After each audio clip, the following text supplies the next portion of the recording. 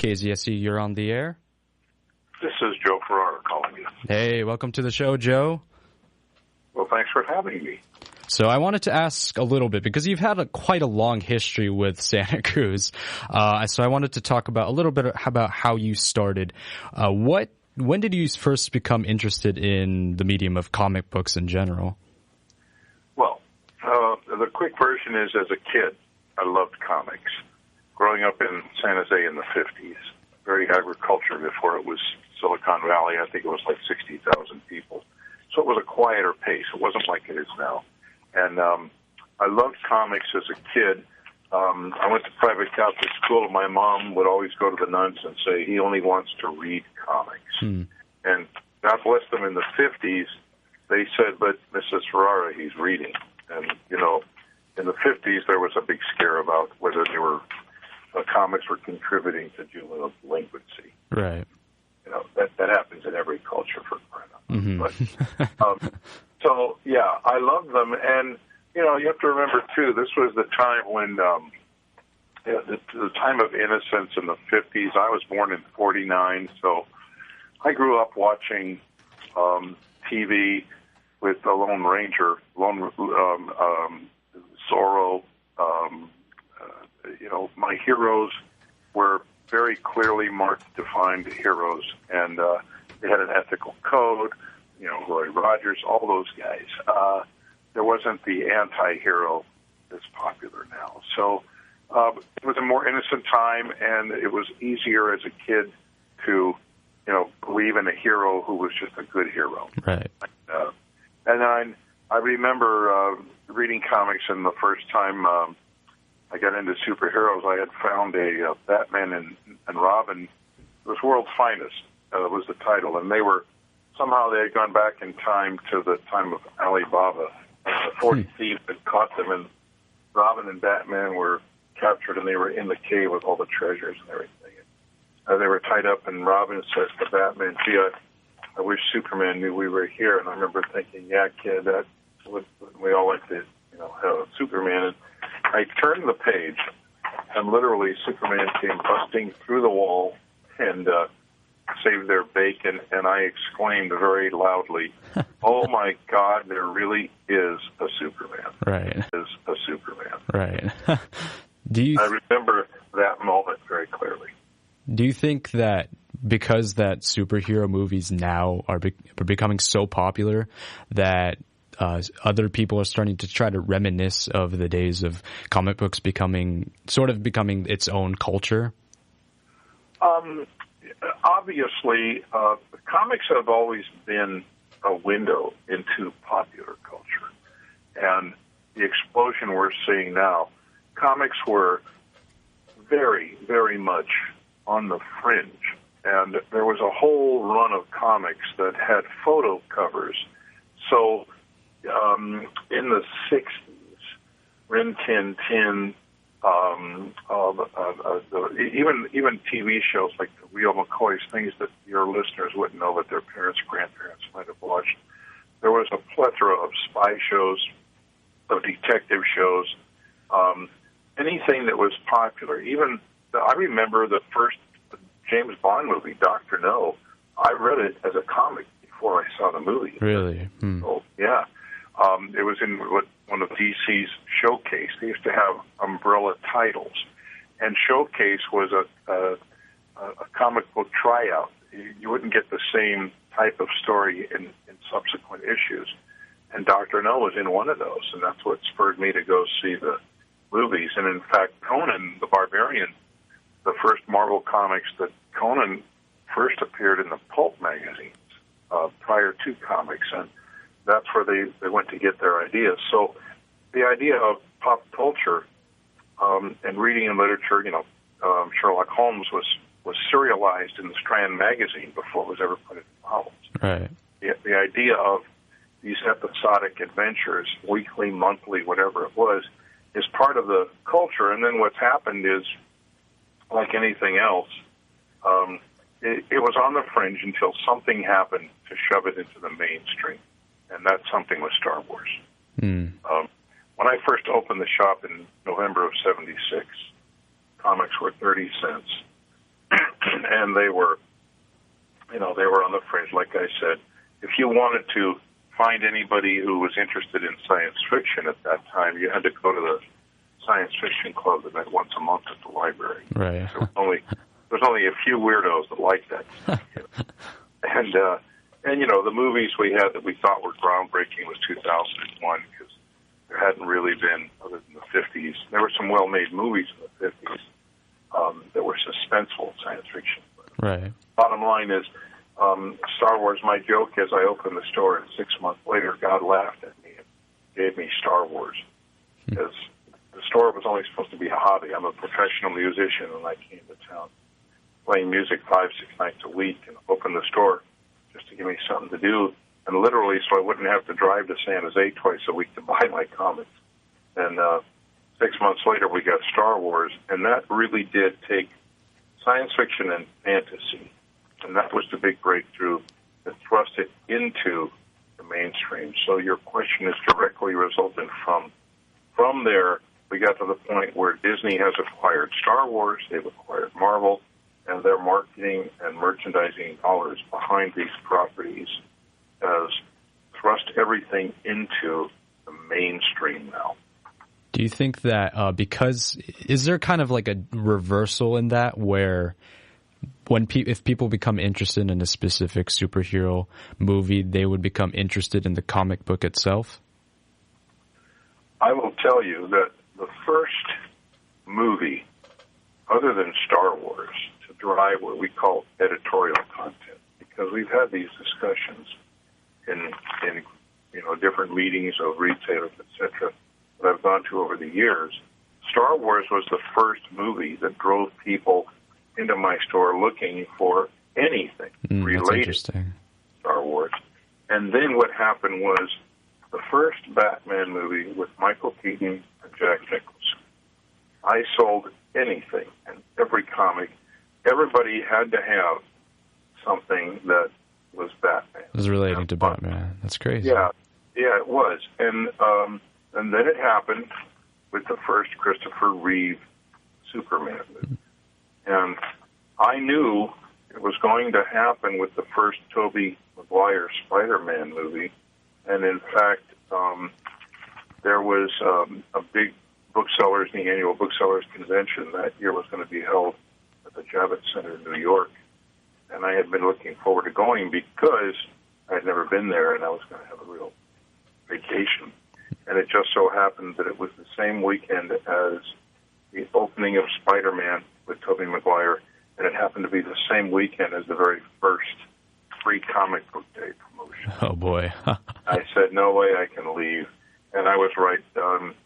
It captured the imagination. I will give you another illustration that really brings home your point. There was nobody really, I mean, Spider-Man, people in comics knew who he was, but he was a fringe character, and he was one of the main cornerstones. So when you get to the second-tier characters in the Marvel Universe, nobody, absolutely nobody, knew who Tony Stark was. Can you imagine anybody in the movie who does not know who Tony Stark is? Right. And that'll tell you right there. Tony Stark went from being this small character in the Marvel Universe, and now he's like the big honcho, and everybody knows who he is. And yes, the content of what we sell. I mean, look at the Harry Potter books. Did the subsequent movies? The first book was a major success. Now they make films, and now the subsequent books are exposed because of all the films. So, absolutely, there's cross-pollination there from every aspect. And in fact, look at when new video games come out on Tuesday. There's a lot more people who go buy those because they've fallen in love with them, and then because they like the game so much, they want to read the source material. Right. Yeah, and so speaking of these different other mediums, including movies and like games and stuff like that, what do you think makes comic books kind of stand on their own as their own unique medium? Well, I will tell you this. My own personal view on this is when you play a video game, it's usually a shared experience. whether you're playing with friends or you're playing somebody online. When you go to the movies, it's definitely a shared experience. Definitely, yeah. When you pick up a comic book, it's usually a one-on-one experience. It's you and that comic. And I'll tell you this, my Superman is not your Superman. When I read Green Arrow, when I read Saga, when I'm having my quiet time with just me and my comic, it's me and my world interacting with these characters. And I'm sure this happens to you. When you read a comic, do you hear the characters' voices in your head? Right. You can just sort of place a voice on a specific character. And you know, it's really amazing to me. The first Marvel cartoons that came out were Fantastic Four, Hulk, and they were Jack Kirby illustrations, and they just made them out smooth, and they're hokey, but they were really cool because they were straight adaptations from the comic book. And I'll never forget when I watched the Fantastic Four, and I heard the Thing, Ben Grimm, talk. It's clobbering time. I said to myself, that's exactly what he sounds like. Right. And I'd never heard that voice before except in my own head. Right. But you know what the real kicker is? Everybody agreed with me that he's perfect. He's perfect. How the hell do a bunch of strangers know that voice is perfect? Yeah. Right? Right. It's interesting. Yes, it is. And that's, to me, that's the indication that they knew those characters and defined them so well. And that you know, even old sitcoms, you look at something like Honeymooners or I Love Lucy, old black and white TV shows, and they're still popular. Those characters were so well defined. You'll still listen to the same music over and over. You'll see the same movie 100 times. Why do we go back and revisit these things? Because they resonate. Because they were so well crafted that the characters, you believe in the characters or you care about the characters, or the characters, something, and shows that fall off the face of the earth or things that don't work, there's no interaction between you and the characters, or they get to the point where the writing is so terrible, you don't care anymore what happens to those characters, so you lose interest.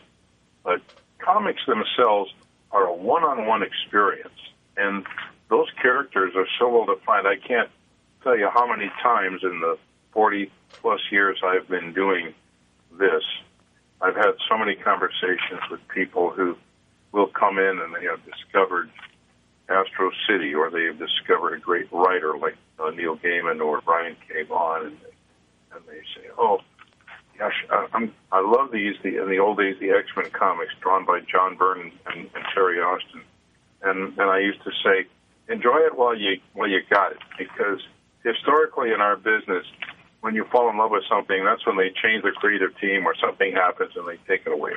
You know, so it's just what happens. But then you find another creative team that's exciting, and that's the big thing to me about comics that's so cool, is that it is a one-on-one shared experience, and that's what really is behind it. Even though they sell the same comics I sell on Wednesday, you can buy online digitally. People want the interaction. They want that comic in their hand. They want that personal time with it. They want the tactile experience of that comic in their hand.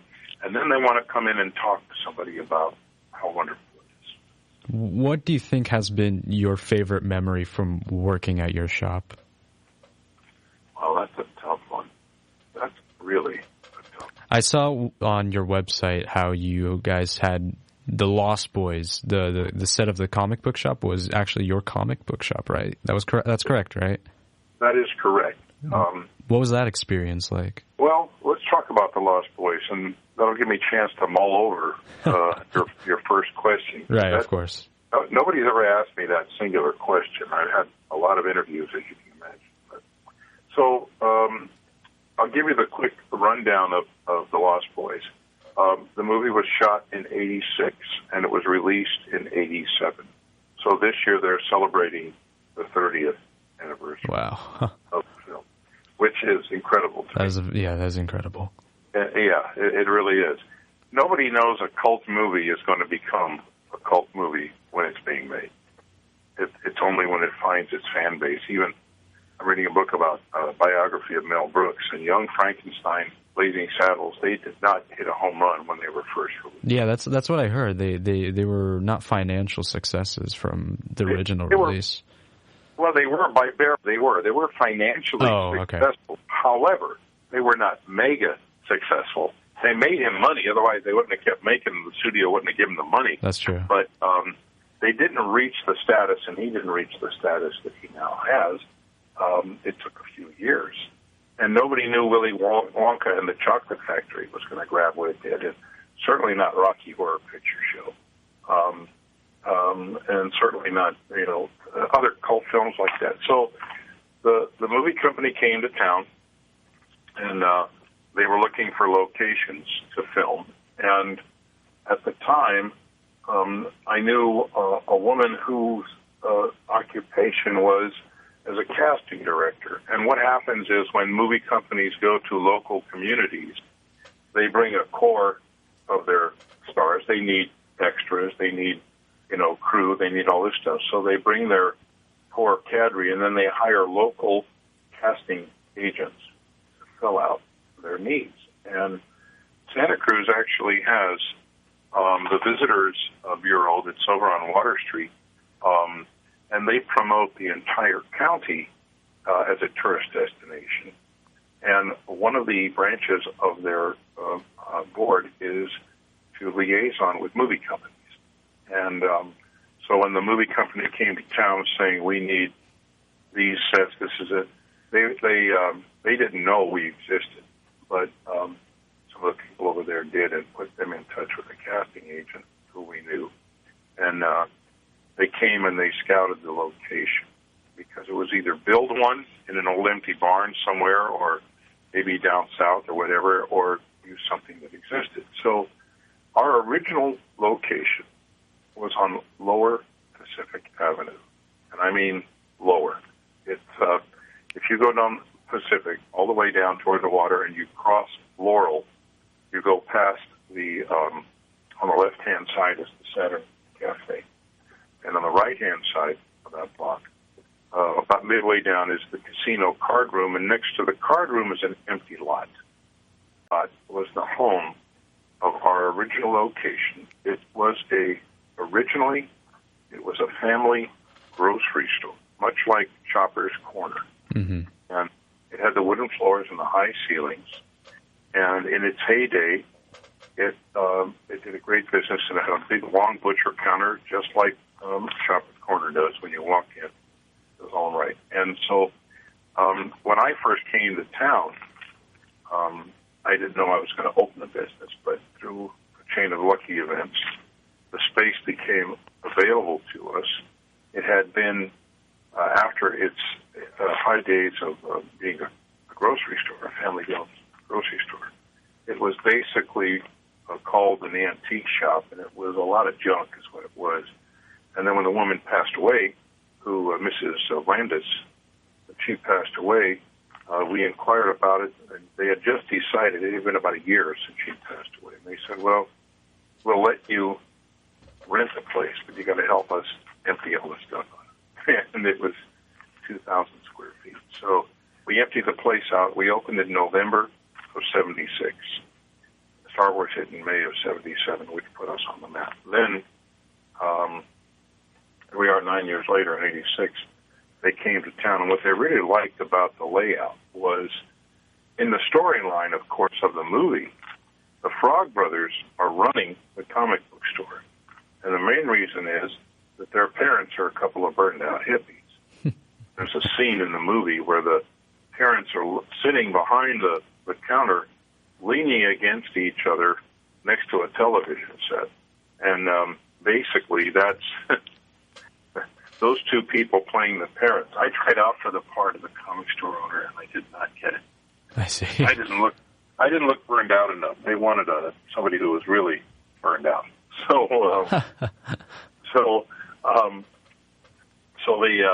These two people were not actors. They were not in makeup. These were two local residents who looked exactly like that when they graduated.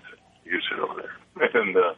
And that's how the Frog Brothers' parents came to be. So what they liked about it was there was a long, deep store, and they could dolly their cameras up and down. When you see two people, like the Frog Brothers, leaning on the counter talking on the phone, what you do not see is the 75 people standing around that are in the crew making everything. Right. So they liked the layout of the store. They knew they could use it. So what happened was they had to set up their filming schedule, and this will tell you why movies take so long to shoot. It's crazy. This was in June, and so the boardwalk was open for business. They shot all through the month of June, and they would let them shoot the bonfire scenes with the band performing after they had closed, and they closed every weekday and let them shoot. I think they were closed by midnight during the week, and so they could shoot from something like 1 to 5 in the morning or something like that. So they did that Monday through Friday, and then they could not work on Sundays because it was too expensive for overtime and union and all that stuff. So they shot in our store on Saturdays. So what happened was they shot the beach scenes Monday through Friday. While they were doing that, on Friday, the carpenter crew came to our store and built a fake wall out in the gutter to make it look like if you were walking by on the sidewalk, you were still on the boardwalk. So our shop was never on the boardwalk, but the magic. This is movie magic, yeah. Made it look like it. So they would build this set. They would do a lot of other cosmetic things, and one of the guys, believe it or not, his job was to walk around with a can of sprayed dust and spray dirt on everything because they wanted this place to look like the two teenage boys hadn't done a thing to clean. Right. Make it look authentic in a way. Exactly. So guess what we had to do all day on Sunday was clean up the place. So you would think there's about 3 shots that are done in the store.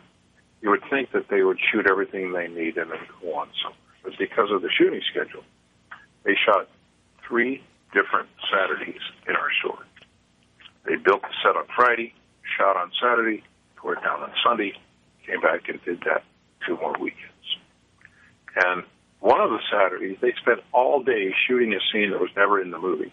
There was supposed to be a kid who's trying to steal a comic, and Corey Feldman pulls a slingshot out from behind the counter and shoots this kid's earlobe off. And they spent all day shooting this scene. And I don't know if they chose to cut it because they decided it was too violent or if the effect just did not work with the kid's ear coming off. But it was a whole day gone. But so after they finished, and the other thing I was going to say is you're standing there and you're doing setup all day long for the few minutes actual shooting that they do. And you're waiting and you're standing around, you're waiting, and they keep saying the same stupid lines all over and over again. And you're saying to yourself, boy, this thing's going to be a turd. And you never knew. You never knew. Well, no, when Feldman says we fight for truth, justice, and the American way, I'm rolling my eyes and trying not to groan, and that just shows you just don't know the people that put these things together. You have to have a concept going in. You have to have it all done in your mind, and you have to know what you're getting piece by piece, and that's a big jigsaw that you put together, And when I saw the film, I was surprised that actually it didn't take itself too seriously. It was humorous, and I understand why it now has cult status. But boy, when they're making it, you sure can't tell. Yeah, you definitely don't know. So we've talked a lot about your comic book shop and comic books experience. So what has been your singing career? What has that been like in balance with your comic book shop? Oh, yeah, thanks for asking. I'm very fortunate because I'm able to follow 2 passions. When I meet someone, I don't ask them what they do. I ask them what their passion is. I really want to know what they're interested in. What's the reason you get up every morning? What is it you can't wait to do?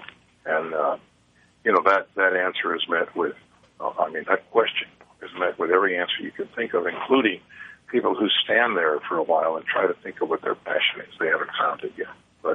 in my case, I love music since I was a kid. I inherited the musical talent from my father, who was a concert violinist. But my dad lived in Ohio, and when he graduated from high school, played his commencement. But I didn't know. I just thought every year when he brought out his violin at Christmas time, when we sang some Christmas carols before we opened our presents, that was kind of Dad squeaking away. I didn't know he'd gotten a scholarship to Juilliard, but didn't go because it only covered tuition and not room and board. So at 18, he came to California, and he hung up his violin, and he eventually met my mom and everything. But I got my talent from my dad. And then I played in high school, during the 60s. It was the Beatles, and then it was the Summer of Love. So I was there through all this musical revolution, folk music, rock music, soft rock. I never played acid. I never played in shredding bands or metal bands, but I love melody, and so I played in all kinds of venues. And then about the age of 19 on, I was able to start playing in restaurants that had bars in them and make some money. And when I say some, my first paying gig in a bar when I was 19, I played 3 hours with another fella, and we split $30. We made $15 a piece, and we thought we were, gas was $0.25 a gallon. I'm an old guy. What can I tell you? Yeah. So it was fun, and then over the years, then I finally went to San Jose State and studied the discipline, studied music, took voice, and studied everything about it. So I know my theory, and I can learn a lot of songs, and I do know a lot of songs. And then my musical career has.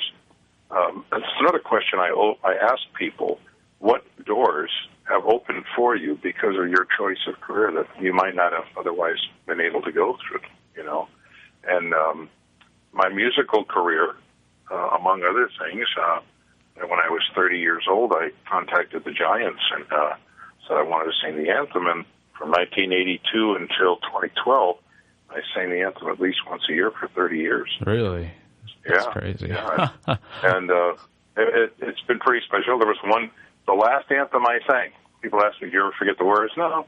The last anthem I sang, I started to sing, "Oh, say," and then that's all I got out. And I was singing, "Can You See?" And the microphone went dead. and I'm standing there going, "Okay, I don't hear that." And there's 40,000 people here. And I looked at the microphone. There was no off switch. I thought I might have done something, but the wireless function in the mic went dead. Oh, geez. And I looked over and I saw the tech guy, and he was running out with the mic in his hand. So I smiled to the crowd and held my hand up, and he ran over and gave me the mic, ran back, and I turned around, smiled, and they all laughed and applauded, and then I started over again, which is why they always do a delayed broadcast on the radio. They never put the anthem on the TV, but if you listen to a game on the radio. Really? Because of that one event? They build in allowances for things like that. That's crazy. Yeah. So if you were listening on the radio, you would never know that it happened. But yeah, there's a lot of stories that go along with that. My musical career, the best part of it is, I was raised as an Italian. I have two sisters. My mom was the middle child of 7 children, and one of her brothers had 10 children. So large, typical Italian family. It's like my big fat Greek wedding, or something like that. And so family and family values have always been important to me. And my dad was a very humble man. My mom was a type A. She was the outgoing, curious one. But my dad was one of those people that was soft-spoken, and when you talked to him, when you walked away from my dad, you felt better, and you realized that, and maybe you didn't realize, but I realized the reason that happened was because Dad was having you talk about yourself, what you were interested in. And you always felt better when you walked away from my dad. He was a very self-effacing person. And as I got through my 20s and early 30s, and all of us guys that go through that whole bit where we want to take on the world and change it and be the young Turk, my values were always family-centric. And one of the clubs I played at in Campbell was a place called the Garrett. There is a Garrett there now in the Prune Yard. It's not the same location, same ownership. In fact, it's the son of the man I worked for. But it was, in its heyday, it was a meat and cheese board, beer, wine, pizzas, and I played there. I headlined on the weekends downstairs. I was playing to packed houses, and upstairs there was a little trio that was playing, and we would always talk afterwards. and the head of this trio was a woman named Juice Newton, and Juice said to me, "Joe, I'm going to L.A. I'm going to be a star. You ought to come with us." And I said, "Juice, I don't want the lifestyle." And 10 years later, she became a very big star. She got a Grammy. She had a hit with Just Call Me Angel of the Morning, followed that with Playing with the Queen of Hearts. She had a string of successful recordings, and her husband, Ota, went to Los Gatos High School. He played there. There was a very tight group of Los Gatos musicians, San Jose, Los Gatos, Santa Clara area, Santa Cruz. And Lacey J. Dalton, who's from Santa Cruz originally, Jill Croston was her name. She changed it. So I had the opportunity to meet a lot of these talented people. And 10 years later, when Juice became a star, a group of us went up to Tahoe because she was headlining. And afterwards, we were sitting in a bar at 3 in the morning, and this was a Wednesday night in February.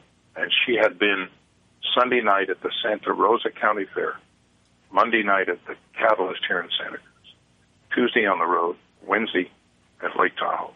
And she was doing that until October. And I said, "Oh boy, I made the right choice."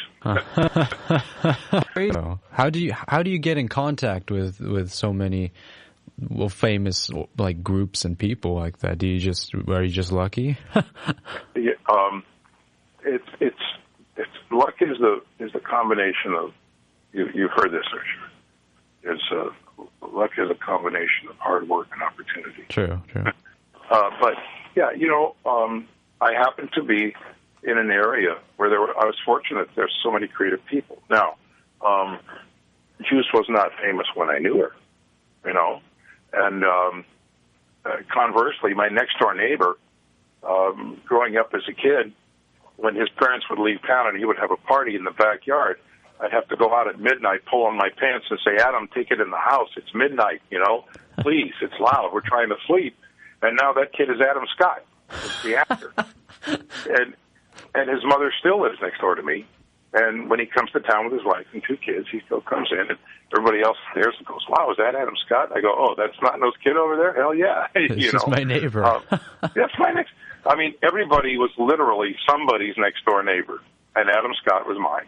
So is that my good fortune? Of course it is.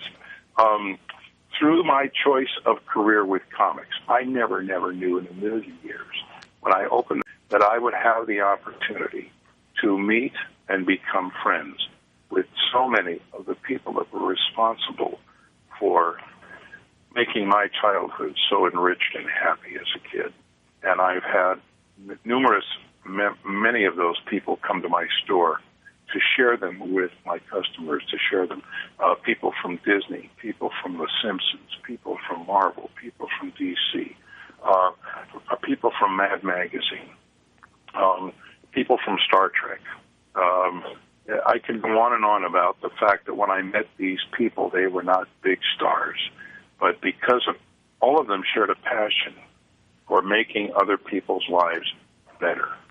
And they're entertaining us. And I'm in the entertainment business, sure. I'm selling product, right? But the reality is that you can buy the stuff that I'm selling anywhere. You can probably buy it cheaper. But we got to give people a reason to come in here. I always say, when you go to Disneyland, every time you leave, the next time you come back, you're going to spend even more money, and you can't wait to come back. That's true. It hooks you back. It hooks you back. And why is that? Because no matter how much you spend, you feel like you got your money's worth. Mm. That experience outweighs the cost. There is no cost when you do that. And I use Disneyland as an example, but you can name your particular escape. Some people go to Yosemite. Some people go to Europe.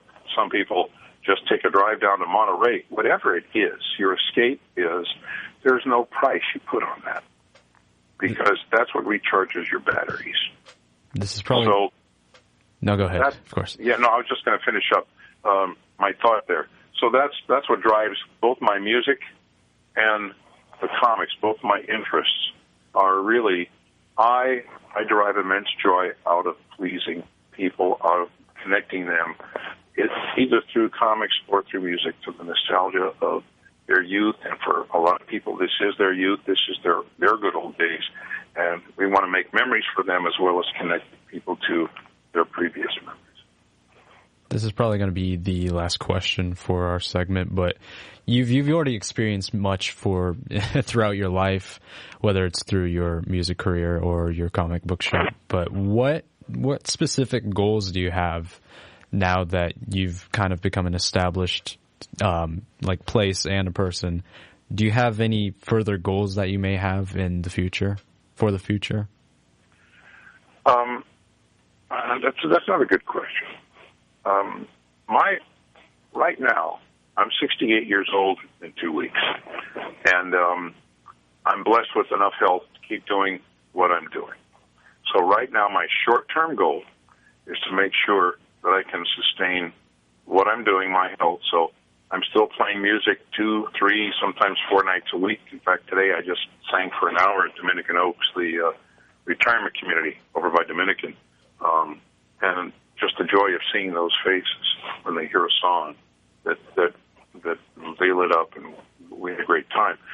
For me to be able to continue at the level that I'm doing this, I have an expectation of being able to be professional and being genuine. And the same person that's talking to you right now is the guy who's on the stage. I don't put on a persona or when you come into my store. I'm still the same genuine person in whichever walk of life I have. But I'm also concerned when you look at, you haven't been in town as long as I have, but in a short period of time where we have lost Logos Bookstore, we're losing Cafe Pergolesi, we lost Mr. Goody's Antiques, and Union Grove Music, which has been there since before I got here. And this happens from time to time. A community has its identity, and then as those businesses, either the people retire or those businesses are no longer viable, the community changes. And I would like to say that my short-term goal is to be able to make sure that Atlantis continues, even if I'm not physically or otherwise able to be here to do this. I am very fortunate that my staff, Tricia, my operations manager, has been with me 11 years. Nate, my inventory manager, has been with me 7 years. And my son Tim has been helping out in part-time role here for a good 12, 15 years. So the opportunity to continue to provide this place, this meeting, a lot of guys in my business say we're like Cheers, the bar where everybody knows your name. You know, we provide some place for people to come into and share whatever they want. So in terms of the comics, I want to keep providing what's here. In terms of the music, I hope to take care of myself. I'm on my goal right now is to lose weight and get in better condition, because as I get older, I'm a realist. I know that I won't be able to keep doing what I'm doing at the level I am to infinity, and I have to be prepared for that. So, yeah, my short-term goal is to kind of preserve what's going on here.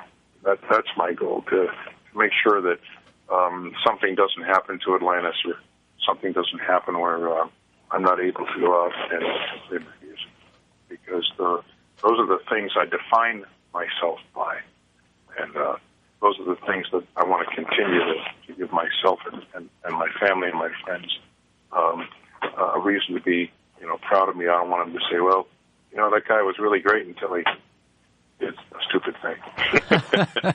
I don't think you're going to be doing that anytime soon. Well, I've done enough stupid things that got me this far. I got some bruises and broken bones to show you. Right. So let me ask you, what's your passion? Well, I would say, radio for now is one of my passions. Mm-hmm. Yeah, that's probably one for now. I can probably name a few more, but sure. So this is what I'm doing right now. You never know where it's going to take you. I never knew when I opened the store that I would be doing what I'm doing, and there's so many wonderful stories. Somebody told me I should write a book. I haven't got time to write a book. I'm too busy. but there's the awards for our business, the equivalent of the Oscars for the movie business, for the Eisner Awards. And Will Eisner became a friend, a real joy for me before he passed away. And he created a category. There's there's categories for best writer, best artist. They give the awards every year in San Diego, and in '96 we received the award for comic shops. But what's a real joy is I was a judge in '97, and I was appalled at the lack of process. I complained, and they said, "Okay, give us your suggestions." So I did, and then they called back and said, "Okay, you do it." So I volunteered myself. So for the last 19 years, I have been the facilitator of the judging process. I'm not a judge, but I run the process. Right. And then I get to present the award every year in San Diego for the last 19 years. So if you can imagine sitting in a room one day a year with 6 different professionals and looking at videos of stores from all over the world, I've probably seen 40 stores a year for 20 years. I've probably seen more stores than the average person in a lifetime. And I have been able to make friends who have won this award in Madrid, Spain, in Tel Aviv, Israel, in England, in Canada, in Australia. It's just incredible. That's a real joy right there. That is definitely, seems like a very awesome career right there. That's very probably going to, that's, I think we've run out of time, but sure. Thank you so much for joining us. It was really an experience. Thank you for talking on the show. My pleasure. Thank you for having me on.